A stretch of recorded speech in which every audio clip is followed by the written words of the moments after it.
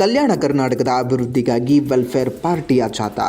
ಕಲ್ಯಾಣ ಕರ್ನಾಟಕದ ಭಾಗದ ಅಭಿವೃದ್ಧಿ ಯಾಕೆ ಆಗ್ತಿಲ್ಲ ಎಂಬುದರ ಕುರಿತು ಆಕ್ರೋಶ ವ್ಯಕ್ತಪಡಿಸಿರುವ ವೆಲ್ಫೇರ್ ಪಾರ್ಟಿ ರಾಜ್ಯಾಧ್ಯಕ್ಷ ತಾಹಿರ್ ಹುಸೇನ್ ಅವರು, ಸರ್ಕಾರದಿಂದ ನೀಡಲ್ಪಡುವ ಅನುದಾನ ಈ ಭಾಗದ ರಾಜಕಾರಣಿಗಳ ನಿರ್ಲಕ್ಷ್ಯದಿಂದಾಗಿ ಪಾವತಿ ಆಗ್ತಾ ಇಲ್ಲ. ಇದರಿಂದಾಗಿ ಕಲ್ಯಾಣ ಕರ್ನಾಟಕದಲ್ಲಿ ಸಾಕ್ಷಾತ್ಕಾರ ಅಭಿವೃದ್ಧಿ ಕಾಣಿಸ್ತಿಲ್ಲ. ರಾಯಚೂರು ಜಿಲ್ಲೆಯ ಮಾನ್ವಿ ಪಟ್ಟಣದಲ್ಲಿ ವೆಲ್ಫೇರ್ ಪಾರ್ಟಿ ಹಮ್ಮಿಕೊಂಡಿದ್ದಂತಹ ಜಾಥಾ ಕಾರ್ಯಕ್ರಮದಲ್ಲಿ ಮಾತನಾಡಿದ ಅವರು, ಜನರಿಂದ ಆಯ್ಕೆಯಾಗಿರುವ ಶಾಸಕರು, ಸಚಿವರು ಮತ್ತು ಸಂಸದರು ತಮ್ಮ ಕುಟುಂಬದ ಜೊತೆ ಬೆಂಗಳೂರಿನಲ್ಲಿ ಉಳಿಯುವುದರೊಂದಿಗೆ ಈ ಭಾಗದ ಸಮಸ್ಯೆಗಳನ್ನು ಗಮನಿಸಿಕೊಳ್ಳದೆ ಅಭಿವೃದ್ಧಿಗೆ ಸಹಕಾರಿ ನೀಡುತ್ತಿಲ್ಲ ಅಂತ ಪ್ರಶ್ನಿಸಿದ್ದಾರೆ. ಅದರೊಂದಿಗೆ ಮಾನ್ವಿ ವಿಧಾನಸಭಾ ಕ್ಷೇತ್ರದ ಜಿಲ್ಲಾ ಅಧ್ಯಕ್ಷ ಫರೀದ್ ಉಮ್ರಿ ಹೇಳಿದರು, ಈ ಭಾಗವು ವಾಸ್ತವಿಕವಾಗಿ ಅಭಿವೃದ್ಧಿ ಹೊಂದಿಲ್ಲ.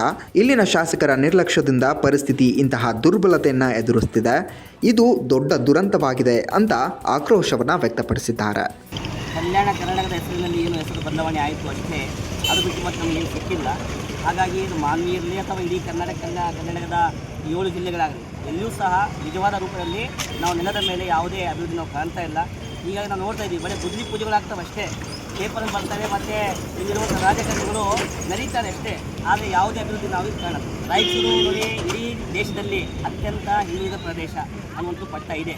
ಹಾಗಾಗಿ ಅದರಲ್ಲೂ ಸಹ ಅತ್ಯಂತ ಹಿಂದುಳಿದ ತಾಲೂಕು ಅಂದರೆ ಮಾನ್ವಿ ತಾಲೂಕು ಅಂತೇಳಿ ನಮಗೆಲ್ಲರಿಗೂ ಗೊತ್ತಿರುವಂಥ ವಿಚಾರ. ಹಾಗಾಗಿ ಇಲ್ಲಿ ಪ್ರತಿಯೊಂದು ಕ್ಷೇತ್ರದಲ್ಲೂ ಸಹ ಅಭಿವೃದ್ಧಿ ಅಗತ್ಯ ಇದೆ. ಹಾಗಾಗಿ ಆಸ್ಪತ್ರೆಗಳಲ್ಲಾಗಲಿ ಅಥವಾ ಶಿಕ್ಷಣ ಕ್ಷೇತ್ರದಲ್ಲಾಗಲಿ ಎಲ್ಲ ಕಡೆ ಸಹ ನಮಗೆ ನಾವು ನೋಡ್ತಾ ಇರುವಾಗ ದೊಡ್ಡ ದೊಡ್ಡ ಕಟ್ಟಡಗಳು ಕಟ್ತಾ ಇದ್ದಾರೆ, ಆದರೆ ಅಲ್ಲಿ ಯಾವುದೇ ವೈದ್ಯರಿಲ್ಲ, ಮಿಷನರಿಗಳಿಲ್ಲ. ಹಾಗಾಗಿ ಮತ್ತು ಅದೆಷ್ಟೋ ಸಾವಿರ ಗಟ್ಟಲೆ ಸ್ಥಾನಗಳು ಇಲ್ಲಿ ಇನ್ನೂ ಖಾಲಿ ಇವೆ, ಶಿಕ್ಷಕರಿಲ್ಲ. ಹಾಗಾಗಿ ನಾವು ನೋಡ್ತಾ ಇದ್ದೀವಿ, ಬರೀ ಅದೇ ಗೆಸ್ಟ್ ಟೀಚರ್ಗಳು ನಾವು ನೋಡೋದು ವ್ಯವಸ್ಥೆ ನಾವು ನೋಡ್ತೀವಿ ಅಷ್ಟೇ. ಹಾಗಾಗಿ ಇಲ್ಲಿ ಶಿಕ್ಷಣ ವ್ಯವಸ್ಥೆ ಆಗಬೇಕು. ನೋಡಿ, ಕಲ್ಯಾಣ ಕರ್ನಾಟಕ ಅಭಿವೃದ್ಧಿ ಆಗಿದ್ದರೆ ನಾನು ಇಲ್ಲಿ ಬರೋಕ್ಕೆ ಅಗತ್ಯ ಇದ್ದಿಲ್ಲ. ನಾವು ಈಗ ಬಳ್ಳಾರಿಯಿಂದ ಕಲಬುರಗಿ ತನಕ ಕಲ್ಯಾಣ ಕರ್ನಾಟಕ ಈ ಅಭಿವೃದ್ಧಿ ಜಾಥಾ ಹೊರಡೋಕ್ಕಿಂತ ಮುಂಚೆ ನಿರಂತರವಾಗಿ 3 ತಿಂಗಳು ಸತತವಾಗಿ ಇದರ ಮಾಹಿತಿಗಳನ್ನು ಪಡ್ಕೊಂಡಿದೆ. ಎಷ್ಟು ಕಲ್ಯಾಣ ಆಗಿದೆ, ವಾಸ್ತವ ಎಷ್ಟಿದೆ ಮತ್ತು ಸರ್ಕಾರ ಎಷ್ಟು ಸುಳ್ಳು ಹೇಳ್ತಾ ಇದೆ ಅಂತ.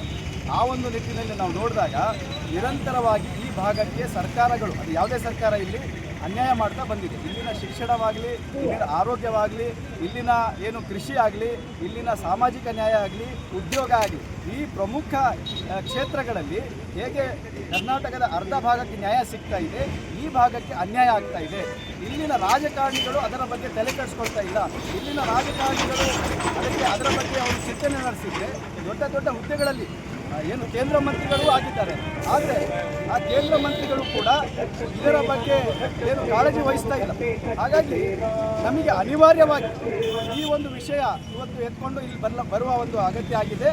ಖಂಡಿತವಾಗಿಯೂ ದೊಡ್ಡ ದೊಡ್ಡ ಅನುದಾನ ಕೊಡ್ತಾ ಇದ್ದೀವಿ ಅಂತ ನೀವು ಜಾಹೀರಾತು ಮಾತ್ರ ಹಾಕ್ತಾ ಇದ್ದೀರಾ, ಆದರೆ ಆ ಅನುದಾನ ಇಲ್ಲಿನ ರೈತರಿಗಾಗಲಿ, ಇಲ್ಲಿನ ಯುವಕರಿಗಾಗಲಿ, ಇಲ್ಲಿನ ಮಹಿಳೆಯರಾಗಲಿ, ಇಲ್ಲಿನ ಆಸ್ಪತ್ರೆಗಳಿಗಾಗಲಿ ಯಾವುದಕ್ಕೂ ಆ ಅನುದಾನ ಸಿಗ್ತಾ ಇಲ್ಲ.